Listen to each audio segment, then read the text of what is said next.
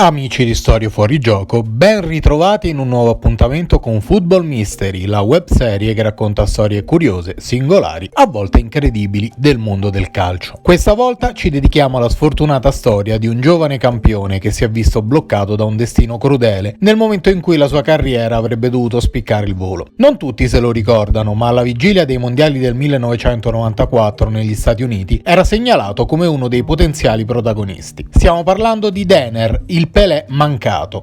Denner Augusto de Souza è nato a San Paolo del Brasile il 2 aprile 1971. Dimostra sin da bambino grandi doti sfruttando un baricentro basso che lo porta ad avere un'agilità ed una velocità fuori dal comune. Ma la scomparsa del padre, quando Denner aveva solo 8 anni, lo costringe a lavorare per aiutare la famiglia, pur continuando a giocare a pallone tra le difficoltà. A 17 anni il San Paolo lo nota, ma non supera i provini per problemi ripetuti alle caviglie. Il talento di Denner è però troppo grande e le società della municipalità di San Paolo mettono rapidamente gli occhi addosso su di lui. La spunta la Portoghesa, che grazie ai suoi numeri conquista la Coppa São Paulo Juniores, il campionato statale primavera che il club non aveva mai vinto. Denner è inarrestabile palla al piede. A 20 anni deve trovare la giusta continuità, ma i tifosi della Portoghesa hanno finalmente un idolo da contrapporre ai rivali storici del San Paolo e soprattutto del Santos, che hanno vissuto nel mito di quel Pelé, al quale Denner viene accostato da un nome illustre del calcio brasiliano, quel Pepe che di Pelé è stato compagno di squadra nelle vittoriose campagne mondiali del 1958 e del 1962. Un gol segnato proprio nel derby col Santos pone definitivamente Denner nella leggenda della Portoghesa.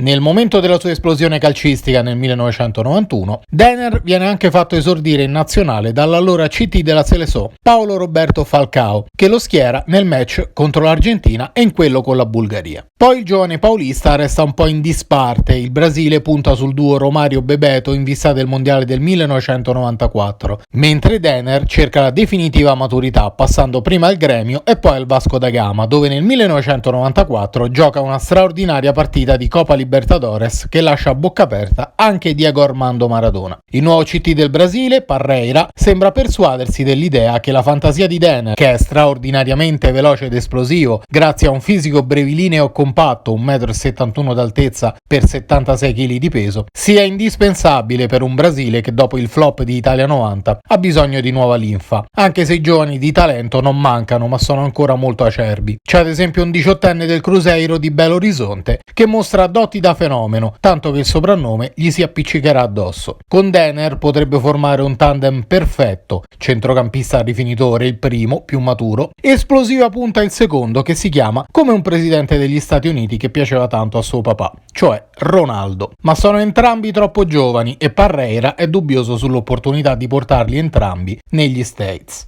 Ci penserà però il destino, nella maniera più amara, a togliere i dubbi a Parreira. Durante un viaggio in macchina a Rio de Janeiro a San Paolo, la Mitsubishi bianca che trasporta Denner, con un suo amico alla guida, si schianta sul lungomare. L'incidente è terribile e per Denner sarà fatale la cintura di sicurezza, che invece di proteggerlo finirà per strangolarlo. È la fine di una potenziale stella.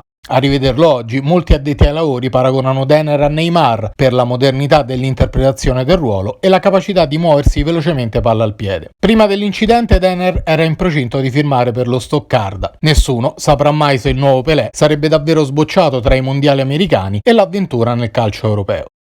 Se il video ti è piaciuto, non dimenticare di lasciare un like e soprattutto di iscriverti al canale per essere sempre aggiornato sui prossimi appuntamenti di Football Mystery. Alla prossima!